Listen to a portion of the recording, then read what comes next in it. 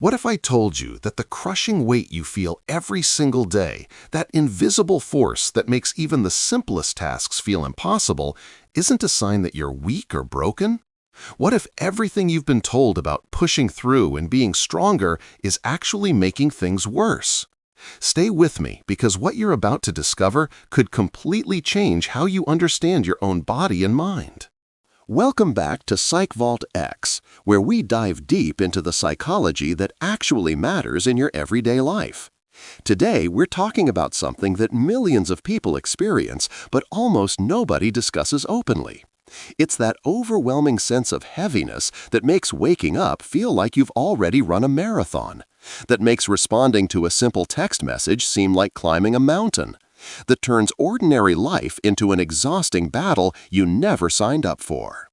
And here's what makes this even more painful. When you're going through this, you probably blame yourself. You tell yourself you're lazy, that you lack discipline, that if you just tried harder, everything would be fine. But what if I told you that Stanford psychologist Kelly McGonigal has spent years studying this exact phenomenon, and her findings reveal something shocking? That weight you're feeling isn't a character flaw at all. It's a legitimate physiological response from a nervous system that's been pushed beyond its limits. Think about this for a moment. Your brain has an ancient survival system designed to protect you from real threats like predators or physical danger. But here's the problem. That same system can't tell the difference between a lion chasing you and an overflowing inbox. It can't distinguish between actual danger and a difficult conversation you need to have. Every unanswered email, every pending commitment, every decision you've been putting off, your body interprets all of it as if your life is literally on the line. This response is called survival mode, and when your nervous system gets stuck there, it activates hormonal circuits that completely drain your energy reserves. Your body pumps out cortisol and adrenaline continuously, substances that were designed for short bursts of emergency action, not constant release. The more your body tries to react to these perceived threats, the more exhausted it becomes. And this is why rest doesn't seem to help anymore. You sleep but wake up tired. You take breaks but remain exhausted. You avoid tasks, but the weight never lifts, because the real problem isn't the number of things you need to do. The problem is that your body has learned to interpret everything as an emergency. Now here's where the science gets really interesting and where hope enters the picture. McGonigal discovered that you don't actually need to eliminate all your sources of stress, which, let's be honest, is usually impossible anyway. What needs to happen is that your nervous system needs to be regulated so it stops treating everything like a five-alarm fire. And the revolutionary part?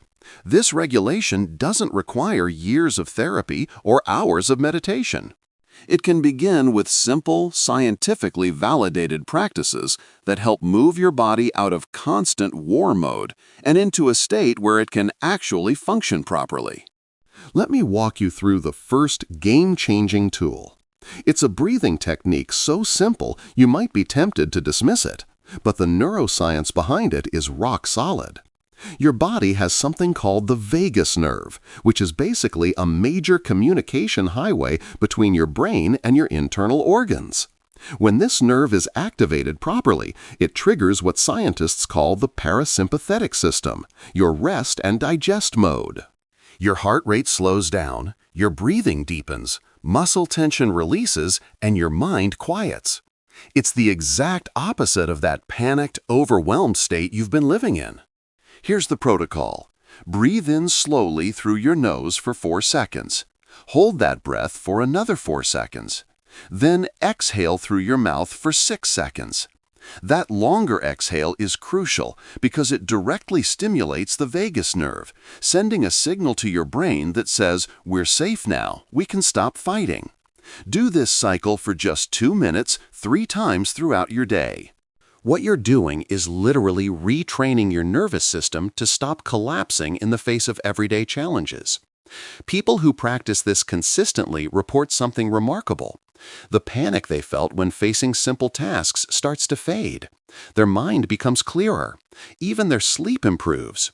Your body begins to understand that not everything is a threat. But breathing is just the beginning. There's another intervention that changes everything, and it has to do with how you move your body. Now, when everything feels heavy, most people make one of two mistakes. Either they collapse completely and become sedentary, or they go to the opposite extreme and try to force themselves through intense workouts, thinking they need to sweat out the stress. Both approaches backfire because they misunderstand what an overloaded nervous system actually needs. When stress hormones like cortisol and adrenaline accumulate in your body without being properly metabolized, they become toxic. Your body desperately needs to process and eliminate them, but here's the key. It doesn't need explosive, exhausting exercise. It needs gentle, regenerative movement. A slow, mindful walk, conscious stretching, a light yoga session. These activities send a completely different message to your nervous system. They say we're moving because we can, because we choose to, not because we're running for our lives. That distinction changes everything at a biological level. When you engage in gentle movement, especially outdoors in natural light, your body releases serotonin and begins to regulate your circadian rhythm, which directly impacts how well you sleep. You're also reintegrating your mind and body, interrupting those endless loops of anxious thoughts by focusing on simple sensations. The feeling of your feet touching the ground, the rhythm of your breath matching your steps, the sounds and sights around you. This isn't just relaxation. It's physiological drainage, a way to clear out the hormonal residue of chronic stress. Now we need to talk about something that makes all of this so much harder: isolation. When you're overwhelmed, the natural instinct is to withdraw. You don't have energy for social interaction. You don't want to burden anyone with your struggles. Messages go unanswered. Friendships fade. And what started as exhaustion becomes loneliness, which neuroscience has shown activates the same brain regions as physical pain. Your brain literally interprets disconnection as danger because throughout human evolution, being alone meant being vulnerable.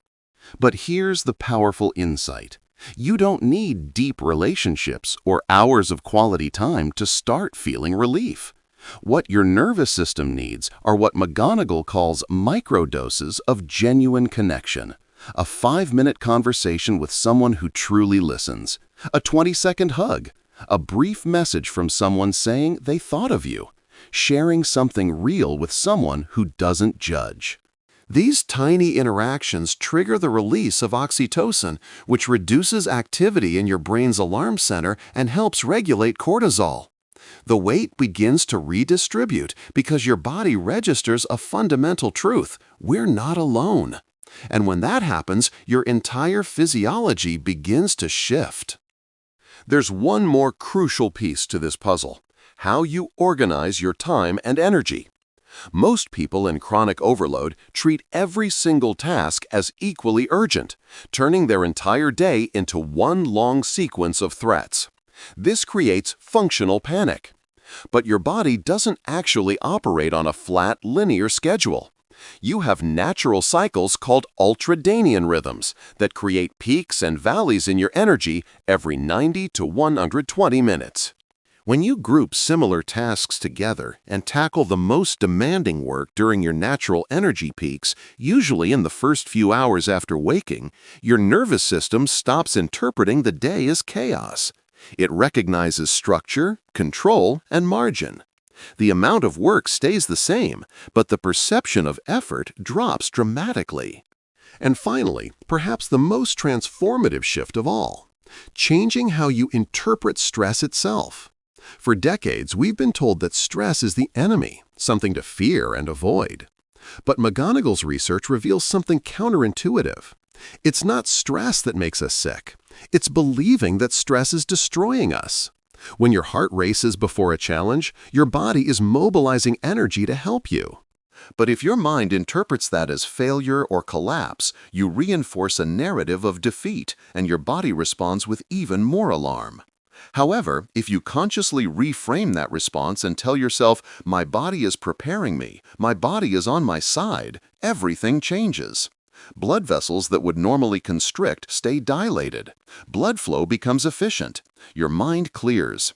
You shift from the physiology of collapse to the physiology of performance. This isn't about pretending everything is fine or denying your discomfort.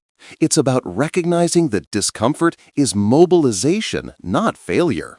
Studies show that people who view stress as potentially helpful actually live longer, get sick less often, and recover faster from difficulties.